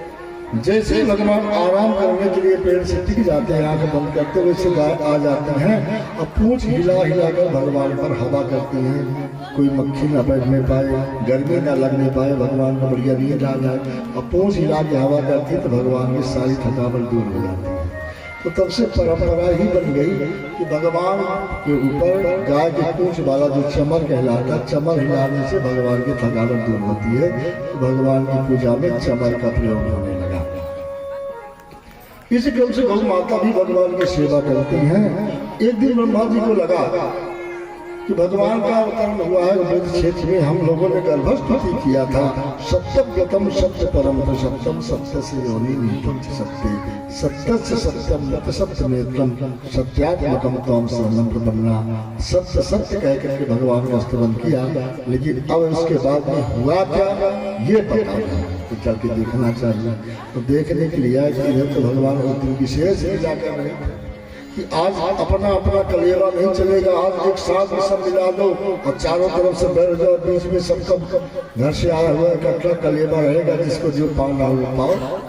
तो एक साथ में कलेवा रखा हुआ है, चारों तरफ से लोग बैठे मंडलाकार, जिसे जो खाना अपना लेकर खा रहे हैं। उसी समय ब्रह्मा जी देखने के लिए आए तो भ्रमित हो गए कि इसमें भगवान की तो कोई पहचाने नहीं, जितने हैं सब एक जैसे भगवान ये थे, लेकिन अपने द्वार वालों के जैसे इनका स्वभाव हो गया। तो ये लगता भगवान नहीं, भगवान जो थे वो चले गए, और ये दूसरा कोई भगवान बने। तो परीक्षा लेना चाहिए, और परीक्षा लेने के लिए उन्होंने गाय बछड़ों को हरण कर लिया, ब्रह्मलोक में सुला दिया। अब देखने लगे क्या होगा आगे, ये क्या करेंगे, भगवान होंगे तो जान लेंगे, नहीं होंगे कोई बात नहीं। जैसे सती ने राम जी की परीक्षा लिया वैसे ही ब्रह्मा जी ने किया। भगवान समझ गया, भगवान ने कहा आप लोग कलेवा करो, हम जाते हैं, गाय बछड़े हमारे दूर हो गए, खो जाए। भगवान वहां से दूर हुए तो ब्रह्मा जी ने फिर ग्वाल वालों को भी हरण कर लिया। और भगवान ने कहा ठीक है, अब आप गाय बछड़ों को ग्वाल वालों को ब्रह्मलोक में सुला दिए, अब हमारी लीला प्रारंभ। भगवान ने संकल्प किया, एको हम बहुत श्याम, मैं एक हूँ, एक से बहुत हो जाऊँ। तो भगवान का नाम ही है, अनेक रूप आए। विष्णु सहस्त्र नाम में अनेक रूप के नाम से जाने गए हैं।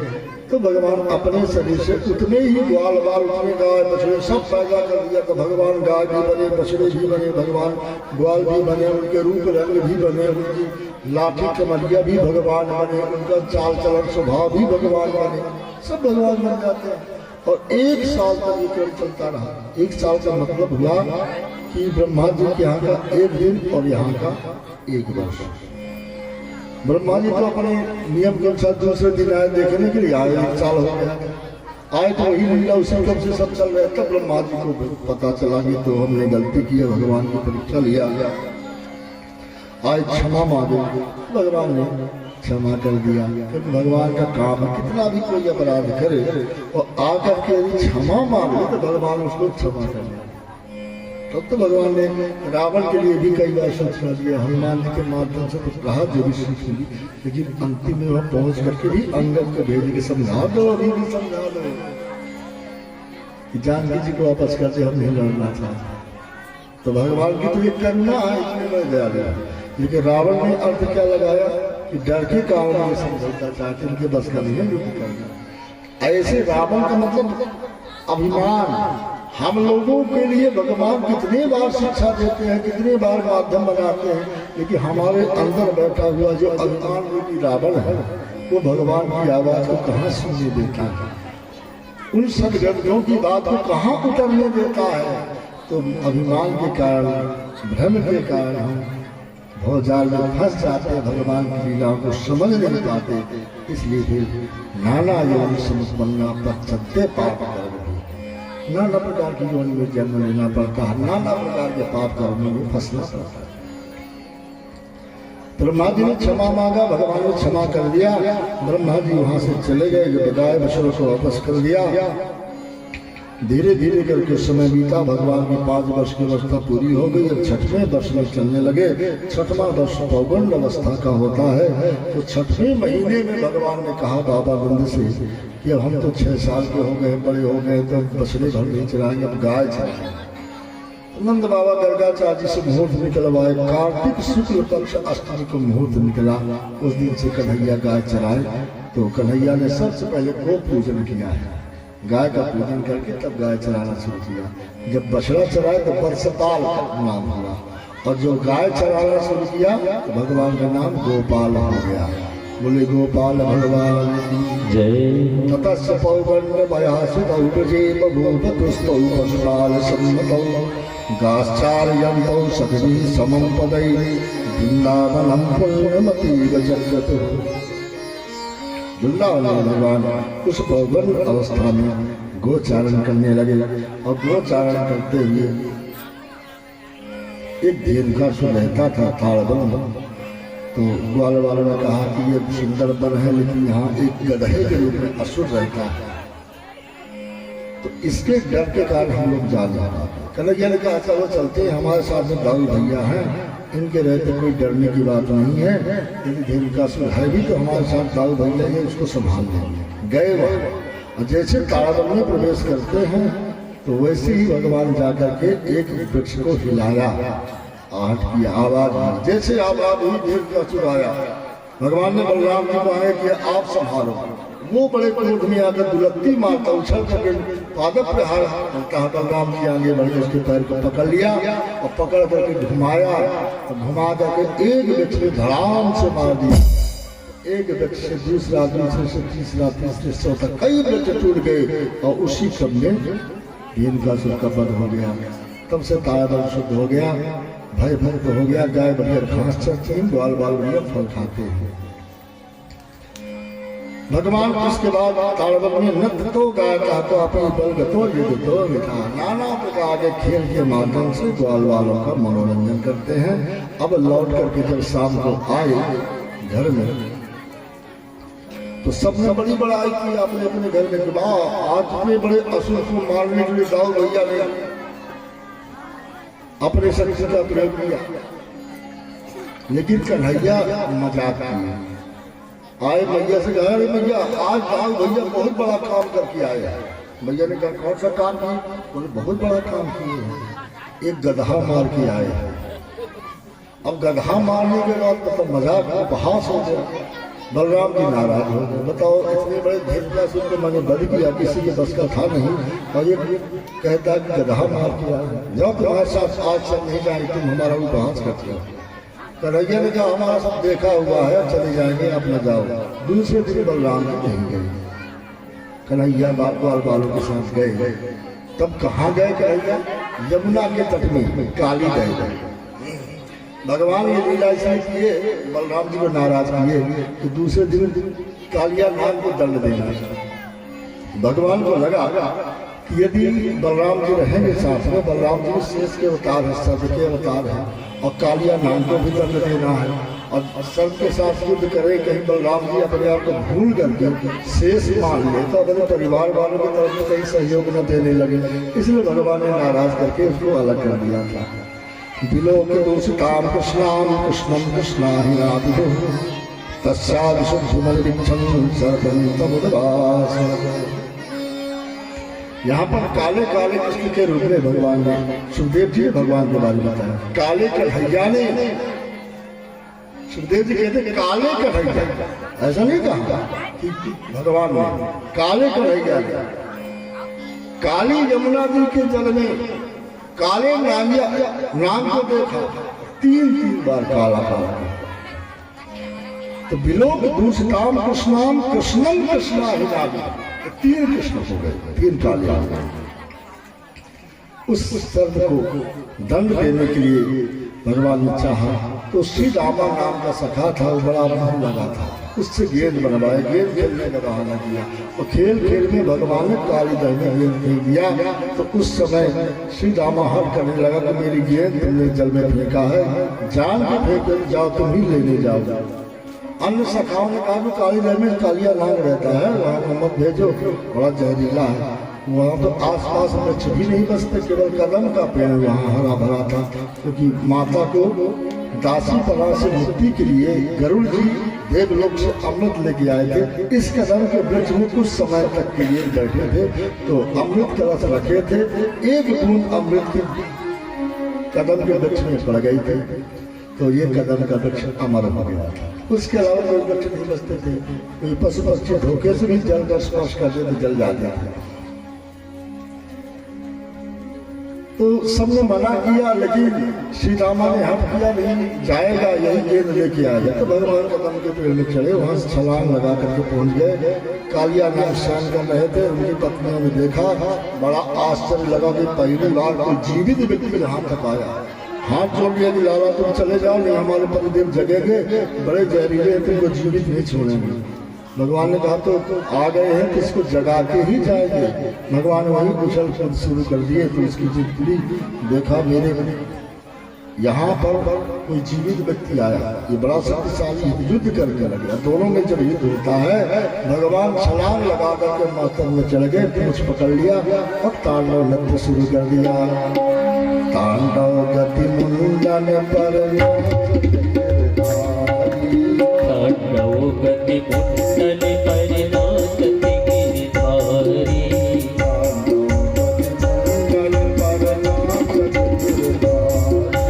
तांडव गति मुंडन पर नाचति गिरधारी, नाचति गिरधारी, नाचति वनवारी, घर में नाचते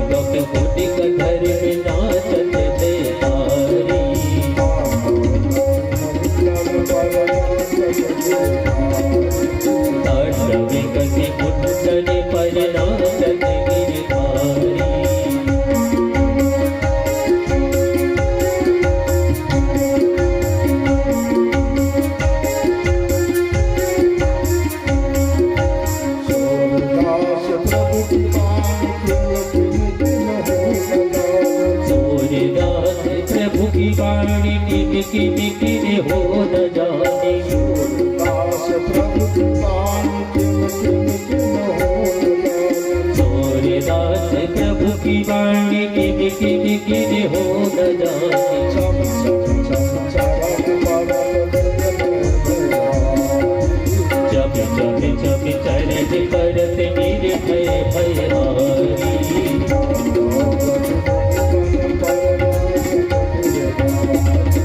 तांडव गति मुंडन परिनाशत गिरिधारी तांडव गति मुंडन परिनाशत गिरिधारी तांडव गति मुंडन परिनाशत गिरिधारी तांडव गति मुंडन परिनाशत गिरिधारी नाचत गिरिधारी नाचत गिरिधारी बिहारी लाल की जय हो। तांडव नृत्य के माध्यम से कालिया नाम का अभिमान दूर करके भगवान उसको दंडित करते हैं। शरणापन्न हो गया, भगवान के शरण में गया। नागपतियों ने क्षमा मांगा, प्रभु हमारी तो कोई गलती नहीं है, तो हमारे लिए इनको जीवन रक्षा दे दो। भगवान ने करुणा कर दिया, जीवन रक्षा दे दिया। लेकिन भगवान ने कहा इसी समय कालिया सब परिवार यहाँ से नागालैंड में चला जाए, रमणक द्वीप। तो भगवान कहते हैं कि बड़ा दुष्ट स्वभाव का है, इसको यहाँ रहने का अधिकार नहीं। तब कालिया ने कहा प्रभु मुझे दुष्ट मत कहिए, भले जो ही आपको जहाँ भेजना हो तो भेज दीजिए। क्यों दुष्ट तुम हो, इसलिए दुष्ट कहते हैं, इतने जहरीले हो। कालिया ने कहा प्रभु उसमें मेरा दोष नहीं है। बोले किसका दोष? बोले आपका दोष। संसार की रचना करने वाले आप, 84 लाख योगी बनाने वाले आप, सर्व बनाने वाले आप, जहरीला बनाने वाले आप, सर्व का एक क्रोधी स्वभाव बनाने वाले आप, तो मेरा दोष क्यों? कहाँ होगा? दोष तो आपका है। 3 ऐसे भक्त हुए जो भगवान को अपने तर्क से निरुत्तर कर दिए, बलि, बाली और काली। राजा बलि ने भी तीसरे कदम के लिए कह दिया कि महाराज देने वाला व्यक्ति अपने को छोड़ के दान करता है, तीसरा कदम मेरे मस्तक में रखो। और शिव बाली ने भगवान को निरुत्तर कर दिया। जब भगवान ने कहा अनुज मधुर भक्ति सुतलारी सुरसठ कन्या समयचारी इन्हें कुदृष्टि विलोकन जो ताई बधे कुछ पाप न हो, तो बाली ने कहा ये तो मनुष्यों के लिए, हम तो पशु, मानव पशु भी बने। निरुत्तर कर दिया। ऐसे कालिया ने भी भगवान को अपने तर्क से कह दिया इसमें दोष मेरा नहीं, दोष आपका है। अंत में भगवान ने कहा मेरा आदेश है तुम यहाँ से रमणक द्वीप जाओ। तो कालिया ने स्वीकार कर लिया, भगवान को प्रणाम किया, सब परिवार वहां से रमणक द्वीप चला जाता है। इसके बाद इधर तो हाहाकार मच गया, सब बालक सब रो रहे थे। कुछ बच्चे जाकर के वृंदावन में सूचना दिए, सब गोपिका यशोदा मैया नंदा जी को बलराम जी भी आ गए। अरे बड़ा आनंद हुआ, लेकिन बलराम जी ने समझा चिंता न करना, सब ठीक है। जब भगवान बाहर निकले तो सबसे पहले बलराम जी ने भगवान को गले लगाया और पूरे शरीर में हाथ फेरा, क्योंकि शेष जी के अवतार बलराम जी हैं और कालिया नाग से युद्ध करके आए। कहीं नाग का जहर में उनके शरीर में लगा हो तो सर्प के जहर को सर्प ही दूर करता है, इसलिए बलराम जी ने हाथ लगा कर सब जगह से जहर दूर कर दिया, फिर सबसे मिलने के लिए दिया। उसके बाद बलराम जी ने कहा अब आज के बाद ये कन्हैया कुछ भी कहेगा इसका साथ हम नहीं छोड़ेंगे। लौट करके वृंदावन में आए, नित्य प्रति की भांति काम चलने लगा।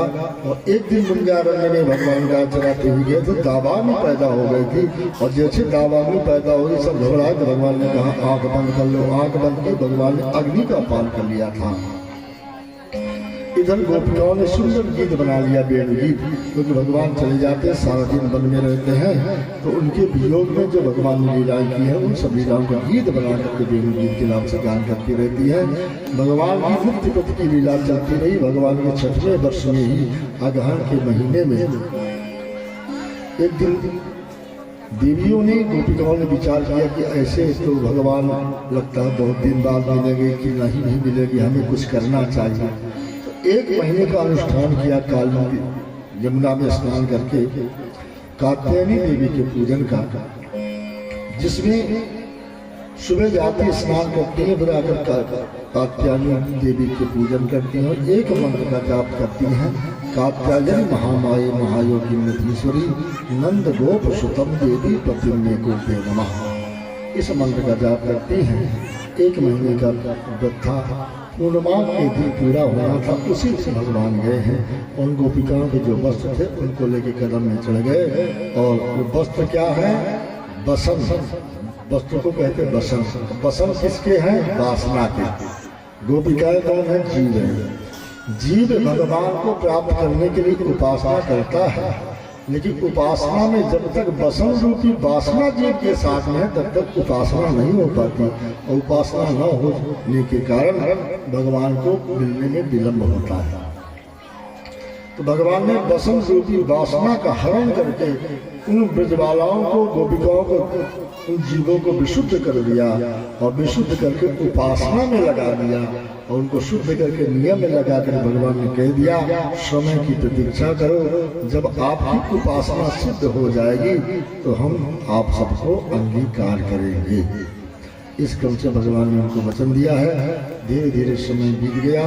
अब 7वें वर्ष की लीला को सुखदेव जी कहते हैं कि कार्तिक का महीना, अमावस्या की तिथि, उस दिन देवताओं की पूजन की खूब तैयारी हो रही थी। भगवान आए, आकर के नंद बाबा से पूछते हैं, कथता में पिता कोयम संभ्रमो वा उपागतः किम फलम कस्य चोदेशा केन वा साधते महा। पिताजी, ये कौन सी पूजा की तैयारी हो रही है, आप क्या कर रहे हैं? तो बोले, हम प्रत्येक वर्ष की भांति इस वर्ष भी देवराज इंद्र की पूजा की तैयारी कर रहे हैं। बोले, इससे क्या होगा? बोले, वो तो देवराज है, देवताओं के राजा, उन्हीं की काल में वर्षा होती है, उसी का समय से ऋतुओं का परिवर्तन होता है, तो उनकी उपासना करनी चाहिए, इसलिए करते हैं। भगवान ने कह दिया, इनका कोई प्रयोजन नहीं। कर्मणा जायते जंतु कर्मणैव विलीयते, सुखम दुखम भयम क्षेमम कर्मणैवाभिपद्यते।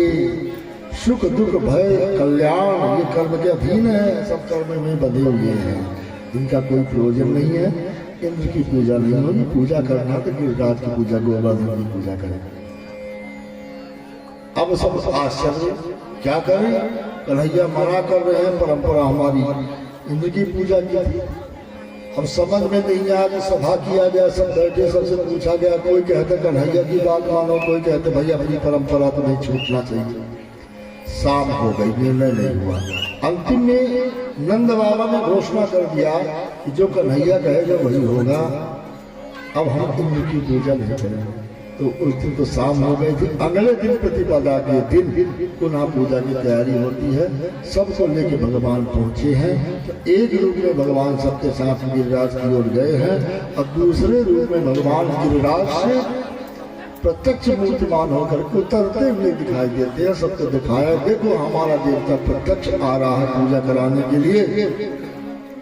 तो एक रूप में पूजा कर रहे हैं, दूसरे रूप में पूजा करा रहे हैं। ये 7वें वर्ष की लीला में। और भगवान ने वहाँ पर मानसी गंगा को प्रकट करके पूरे गुजरात पर्वत को स्नान करवाया, पूजन करवाया, इधर पूरा नैवेद्य अर्पित करवा दिया। और दूसरे रूप में गिरिराज बन के भगवान ने पूरा नैवेद्य ग्रहण कर लिया, पूरा प्रसाद पा गया, एक भी नहीं बचा। गोपिकाओं ने भगवान से मजाक किया, अरे कन्हैया तुम्हारा देवता तो कितने दिनों से लगता है, इसको कभी भोजन मिला ही नहीं। बोले क्यों? बोले जितना प्रसाद का सब पा लिया, एक दिन का भी नहीं छोड़ा। कन्हैया कहते हैं हमारा जो देवता है वो सबके भाव को समझता है, सब लोग बड़े प्रेम से लेके आए तो पा लिया, सबके मन का रंजन किया। अब आप आंख बंद करके प्रसाद मांग लो, सबको प्रसाद दे देगा। सबने आंख बंद करके प्रसाद मांगा तो सबकी थाली में उतना ही प्रसाद आ गया जितना पहले लेके आए थे।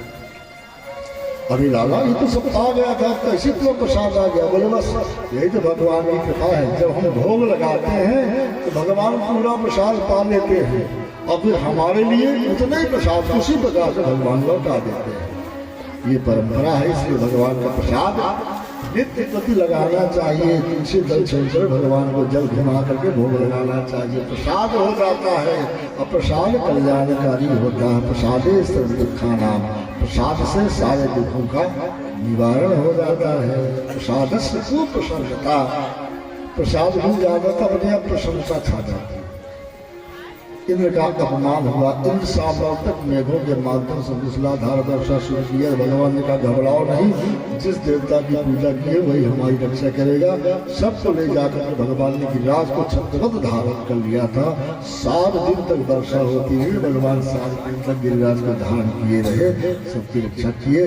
तो आइए हम लोग कथा के बीच में इस कथा प्रसंग के अनुसार गीत के माध्यम से उस भाव में चलेंगे और यहाँ पूजा होगी। सामने गिरिराज का स्वरूप बना हुआ है और 56 प्रकार के व्यंजन प्रसाद सामने है। भगवान का भोग लगेगा और सबको गिरिराज महाराज का दिव्य प्रसाद प्राप्त होगा। बोले बांके बिहारी लाल की जय हो। मैं तो गोवर्धन को जाऊं मेरे वीर, ना माने मेरो मन बाए। तो गोवर्धन को जाऊं मेरे वीर, ना माने मेरो मन बाए। मैं तो गोवर्धन को जाऊं मेरे वीर, ना माने मेरा मन बाए। मैं तो गोवर्धन को जाऊं मेरे वीर, ना माने मेरो मन बाए। मैं तो गोवर्धन को जाऊं मेरे वीर, ना माने मेरा मन बाए। ना माने मेरो मन